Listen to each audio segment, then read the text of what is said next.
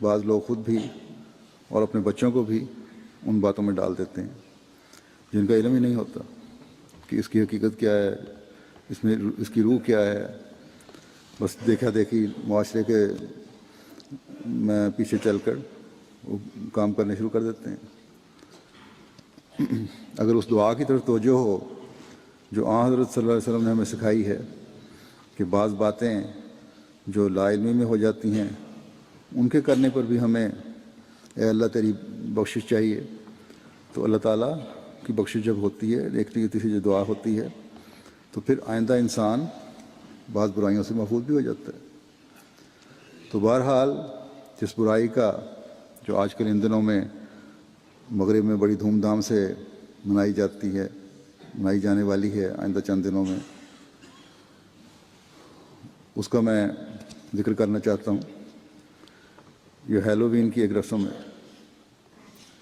جیسا کہ میں نے کہا تھا کہ احمدی بھی بغیر سوچے سمجھے اپنے بچوں کو اس میں شامل ہونے کی اجازت دے دیتے ہیں، حالانکہ اگر اس کو گہرائی میں جا کر دیکھیں تو یہ عیسائیت میں آئی ہوئی ایک ایسی بدعت ہے جو شرک کے قریب کر دیتی ہے.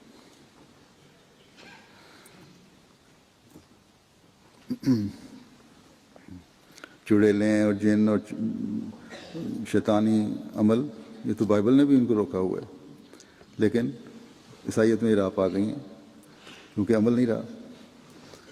عموماً اس کو فن سمجھا جاتا ہے کہ بس یہ بچوں کا شوق ہے، پورا کر لیا. تو ہمیشہ یاد رکھنا چاہیے کہ ہر وہ فن، چاہے وہ فن نہیں سمجھا جائے، جس کی بنیاد شرک یا کسی بھی قسم کے نقصان کی صورت میں ہو، اس سے احمدیوں کو بچنا چاہیے. مجھے اس بات پر توجہ پیدا ہوئی کہ ہماری ریسرچ ٹیم کی ایک انچارج نے، انہوں نے بتایا کہ ان کی بیٹی نے انہیں کہا کہ ہیلووین پر اور تو کچھ نہیں کرے گی، وہ اتنی اجازت دے دیں کہ وہ لباس وغیرہ پہن کر خاص کاسٹیوم پہن کے تو ذرا پھر لے. چھوٹی بچی ہے، انہوں نے اسے منع کر دیا. اور پھر سرچ کی جب، تو پھر اس کے بارے میں مزید تحقیق کی تو بعض حقائق، عجیب قسم کے حقائق سامنے آئے. تو میں نے انہیں کہا تھا کہ مجھے بھی دے دیں. جو میں نے دیکھے اس کا خلاصہ میں بیان کرتا ہوں، کیوں اکثر بچیاں مجھے سوال کرتے رہتے ہیں، خطوط میں پوچھتے رہتے ہیں کہ ہیلووین میں شامل ہونے کا کیا نقصان ہے. ہمارے ماں باپ ہمیں شامل نہیں ہونے دیتے، جبکہ بعض دوسرے احمدی خاندانوں کے بچے اپنے والدین کی اجازت سے اس میں شامل ہو رہے ہوتے ہیں. تو بہرحال ان کو میں جواب تو یہ دیتا رہتا تھا جو کچھ میرے علم میں تھا اس کے مطابق کہ یہ غلط اور مکروہ قسم کا کام ہے، اور میں روک دیتا تھا. لیکن جو اس کی تاریخ اب سامنے آئی ہے تو ضروری ہے کہ احمدی بچے اس سے بچیں. عیسائیت میں یہ رسم، یا کہہ لیں کہ مغرب میں یہ رسم یا یہ بدعت ایک آئرش رسم کی وجہ سے آئی ہے، جو ان میں پرانے زمانے کی جو پیگن تھے یا بد مذہبی کے زمانے کی رائج ہے. خلاصہ اس کا یہ ہے کہ شیطانی اور چڑیلوں کے نظریات پر اس کی بنیاد ہے، اور مذہب اور گھروں کے تقدس کو یہ سارا نظریہ جو ہے یہ پامال کرتا ہے. چاہے جتنا بھی کہیں کہ یہ فن ہے، لیکن بنیاد اس کی غلط ہے. اور صرف یہی نہیں بلکہ اس میں شرک بھی شامل ہے، کیونکہ اس کا بنیادی نظریہ یہ تھا کہ زندوں اور مردوں کے درمیان جو حدود ہیں وہ 31 اکتوبر کو ختم ہو جاتی ہیں، اور مردہ زندوں کے لیے اس دن باہر نکل کے خطرناک ہو جاتے ہیں، اور زندوں کے لیے مسائل کھڑے کر دیتے ہیں، بیماریوں میں مبتلا کر دیتے ہیں، اور اس طرح کی اٹھ پٹانگ باتیں مشہور ہیں. اور پھر اس سے بچنے کے لیے جو ان کے نام نہاد جادوگر ہوتے ہیں، ان کو جادوگروں کو بلایا جاتا ہے جو جانوروں اور فصلوں کی قربانی کرتے ہیں، ان سے لے کر ایک خاص طریقے سے. بون فائر بھی اسی نظریے میں شامل ہے، تاکہ ان سے مردہ روحوں کو ان حرکتوں سے باز رکھا جائے، خوف زدہ کر کے یا بعض قربانیاں دے کر ان کو خوش کر کے ان مردوں کو۔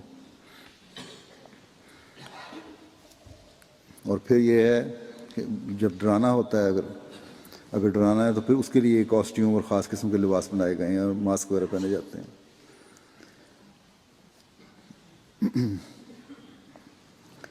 بہرحال بعد میں جیسا کہ میں نے کہا، جب عیسائیت پھیلی تو انہوں نے بھی اس رسم کو اپنا لیا اور یہ بھی ان کے تہوار کے طور پر اس میں شامل کر لی گئی۔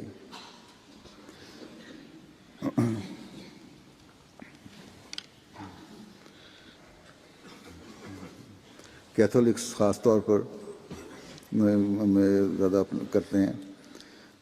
اب یہ رسم عیسائیت کی وجہ سے اور پھر میڈیا کی وجہ سے، آپس تعلقات کی وجہ سے تقریباً تمام دنیا میں پھیل چکی ہے، مغرب میں خاص طور پر، امریکہ میں، کینیڈا میں، یہاں یو کے میں، جاپان میں، نیوزی لینڈ میں، آسٹریلیا وغیرہ میں، یورپ کے بعض ملکوں میں۔